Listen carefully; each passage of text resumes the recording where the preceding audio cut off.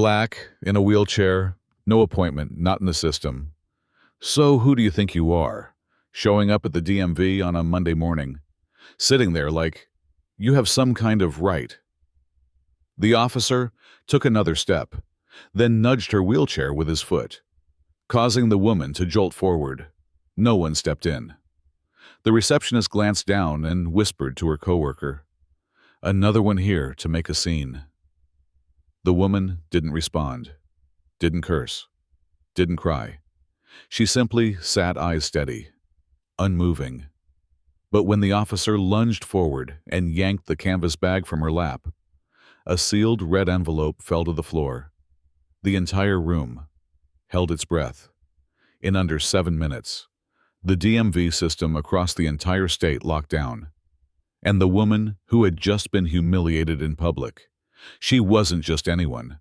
She was the director of internal affairs for the FBI. She didn't need to shout. She only needed to be present. And the system unmasked itself. The East Grand licensing office sat in the middle of a gray industrial block, a place where the lines were longer than the lines for justice.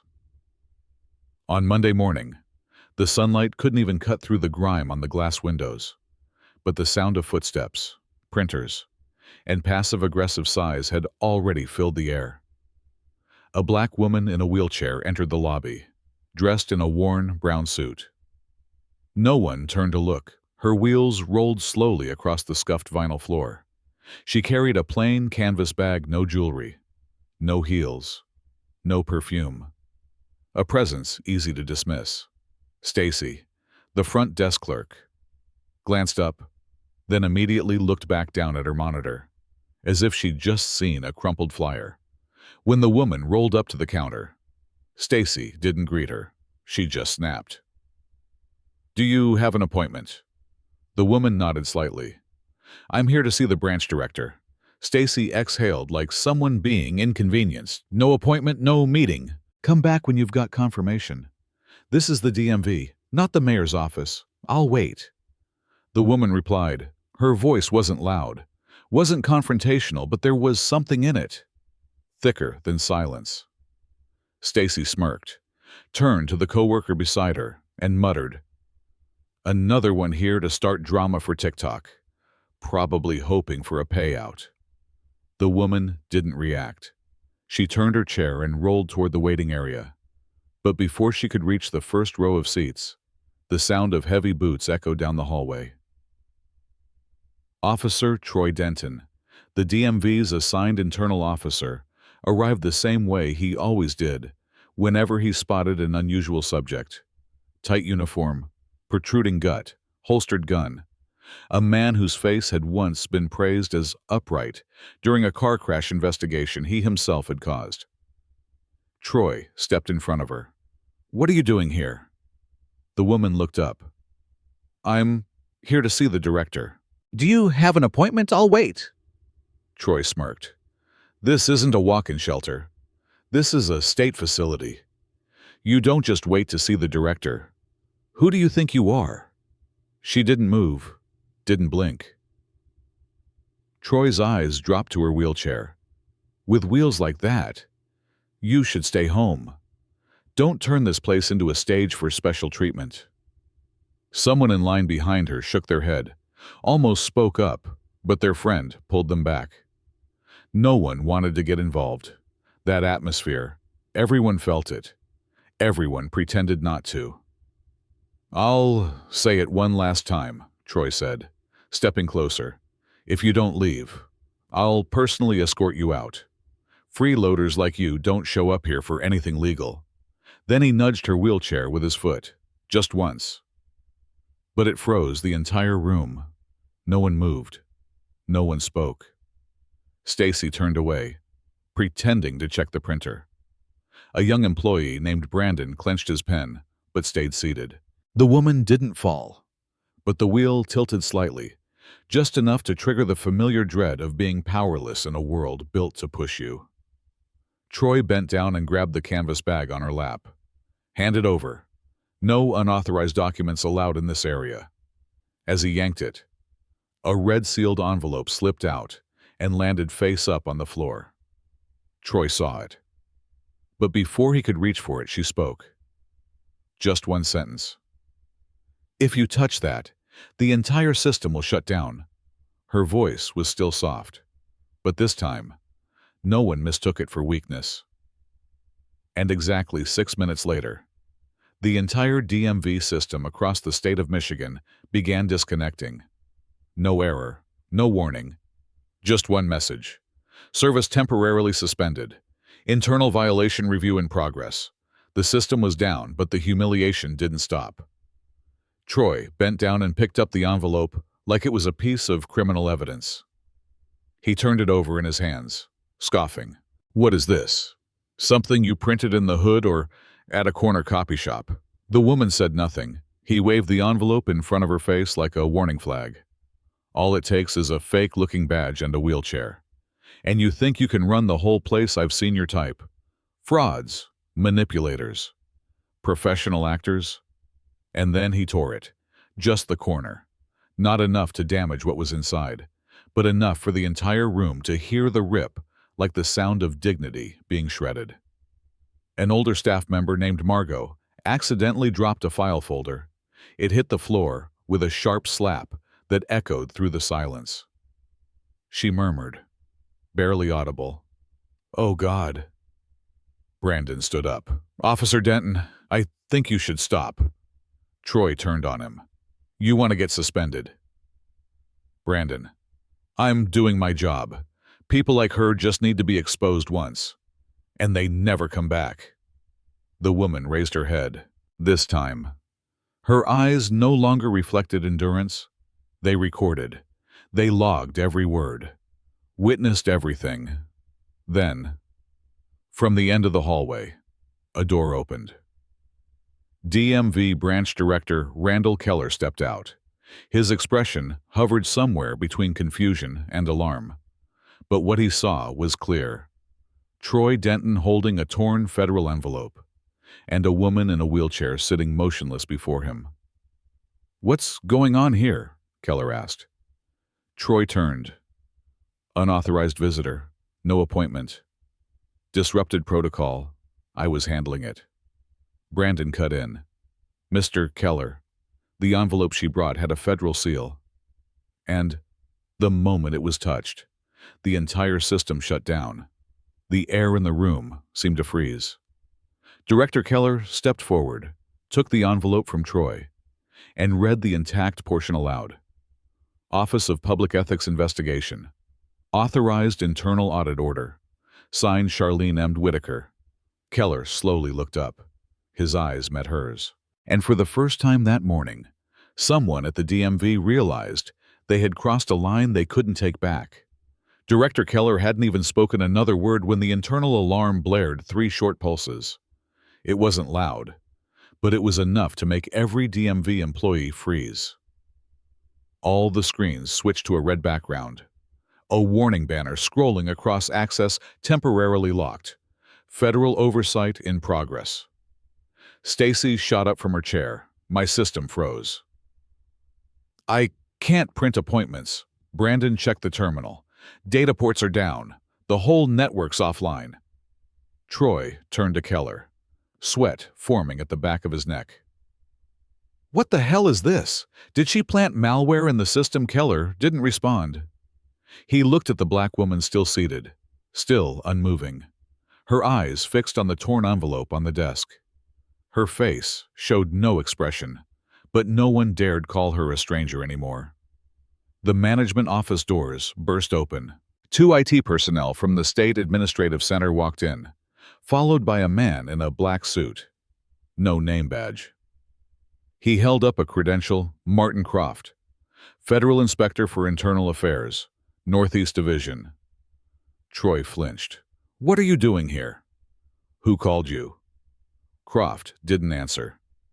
He stepped directly in front of the woman in the wheelchair and gave a respectful nod.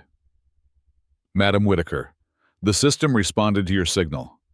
What are your instructions?" Stacy collapsed into her chair. Brandon's mouth hung open.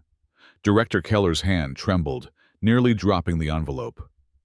Charlene M. Whitaker, the woman who'd been mocked. pushed, and accused of fraud, didn't answer right away. She simply looked at Croft, then gave a quiet nod. I want a copy of East Grand Branch's internal reports for the last 3 months. A list of the most frequently complained about employees. And this morning's internal camera footage. Unedited, no delays, Croft turned to it. Croft. Begin surveillance extraction. Lock all internal accounts and start pulling visual data, Brandon whispered. She's the one who wrote the kill switch protocol. Troy wasn't smirking anymore. He stammered, I didn't know. She was with the FBI or whatever. I was just doing my job. Charlene turned to him. Her voice was low, calm, like someone reciting a sworn statement. You didn't need to know who I was, because what I witnessed was how you treat someone you thought was nobody. Troy opened his mouth and closed it again. Every sound in the room bounced back like an echo from shame. Martin Croft stepped forward and handed Keller a red stamped document. Effective immediately. All operations at East Grand, DMV, are suspended under Section 14 of the Federal Public Service Oversight Act. Each word landed like nails in the coffin of whatever pride this branch once had. Charlene looked over at Brandon, the only one who had spoken up. I'd like you to escort me out. No security. Just someone who knows how to lift his head at the right moment. Brandon stiffened, then nodded so gently it was as if he was afraid to disturb the air. His hand moved to her wheelchair. The doors opened. The room held its breath. And this time, no one called her a stranger. No one asked where she was from. Only eyes followed her from those who had once looked away. And for the first time, they bowed their heads not in avoidance, but in shame. A large screen replayed a clip from the East Grand DMV's security footage that morning. A black woman in a wheelchair being insulted, nudged with a foot, and finally having her document bag snatched in full view of the public lobby. On the table were 6 emergency reports, one from the Federal Inspector General's office, one from the State Human Rights Council, and 3 anonymous complaints all filed within the past 2 hours. Deputy Director of Administration, Linda Carter, looked around the table. Can anyone here confirm that Officer Troy Denton was authorized to search a citizen's personal belongings without a warrant? Silence. She swiveled in her chair. And who gave Director Keller permission to handle an individual carrying verified FBI credentials? Still silence. Only the ticking of the wall clock filled the air. A legal advisor stood up. We've contacted the Department of the Interior. Charlene M. Whitaker is officially the Director of Public Ethics Investigations FBI. And this audit is real. Linda gripped her pen tightly. I don't care whether Keller knew or didn't. What I want to know is why did our personnel feel so comfortable kicking a citizen's wheelchair in broad daylight? The room thickened. An inspector reached into his case and produced a small metal object, an old badge. We recovered this from Troy Denton's locker. It's his former civil service credential. The back was bent. Linda tilted her head. Bent.